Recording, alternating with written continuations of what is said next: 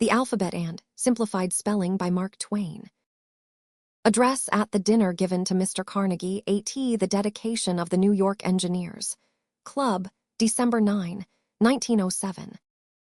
Mr. Clemens was introduced by the president of the club, who, quoting from the Mark Twain autobiography, recalled the day when the distinguished writer came to New York with $3 in small change in his pockets and a $10 bill sewed in his clothes. It seems to me that I was around here in the neighborhood of the public library about 50 or 60 years ago. I don't deny the circumstance, although I don't see how you got it out of my autobiography, which was not to be printed until I am dead, unless I'm dead now. I had that $3 in change, and I remember well the $10 which was sewed in my coat. I have prospered since.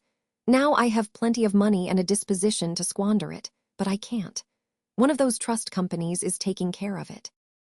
Now, as this is probably the last time that I shall be out after nightfall this winter, I must say that I have come here with a mission, and I would make my errand of value. Many compliments have been paid to Mr. Carnegie tonight. I was expecting them.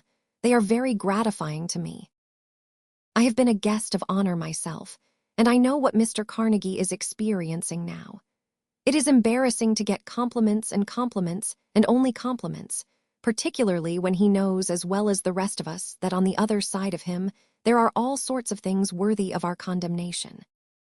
Just look at Mr. Carnegie's face. It is fairly scintillating with fictitious innocence. You would think, looking at him, that he had never committed a crime in his life. But no, look at his pestiferious simplified spelling. You can't any of you imagine what a crime that has been. Torquemada was nothing to Mr. Carnegie. That old fellow shed some blood in the Inquisition, but Mr. Carnegie has brought destruction to the entire race. I know he didn't mean it to be a crime, but it was, just the same. He's got us all so we can't spell anything.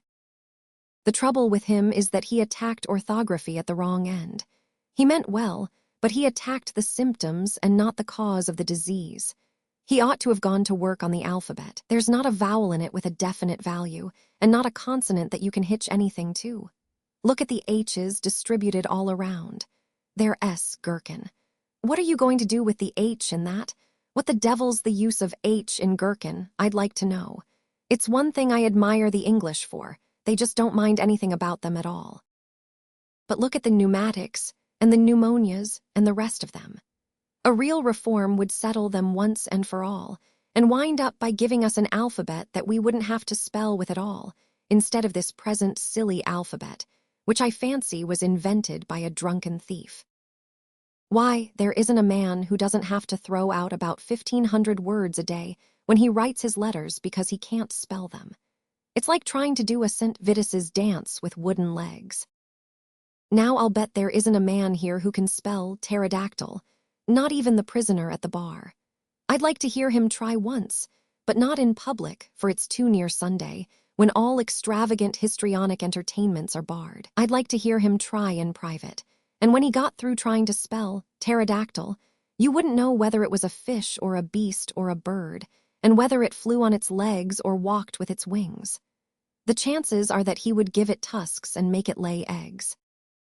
Let's get Mr. Carnegie to reform the alphabet, and we'll pray for him, if he'll take the risk. If we had adequate, competent vowels with a system of accents, giving to each vowel its own soul and value, so every shade of that vowel would be shown in its accent, there is not a word in any tongue that we could not spell accurately. That would be competent, adequate, simplified spelling, in contrast to the clipping, the hair punching, the carbuncles, and the cancers which go by the name of simplified spelling. If I ask you what BOW spells, you can't tell me unless you know which BOW I mean.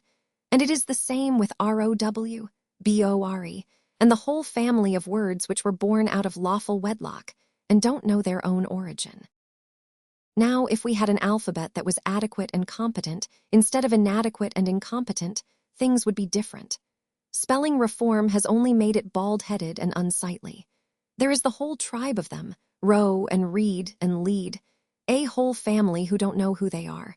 I ask you to pronounce SOW, and you ask me what kind of a one. If we had a sane, determinate alphabet, instead of a hospital of comminuted eunuchs, You would know whether one referred to the act of a man casting the seed over the plowed land, or whether one wished to recall the lady hog and the future ham. It's a rotten alphabet. I appoint Mr. Carnegie to get after it and leave simplified spelling alone. Simplified spelling brought about sunspots, the San Francisco earthquake, and the recent business depression, which we would never have had if spelling had been left all alone. Now, I hope I have soothed Mr. Carnegie and made him more comfortable than he would have been had he received only compliment after compliment, and I wish to say to him that simplified spelling is all right, but like chastity, you can carry it too far.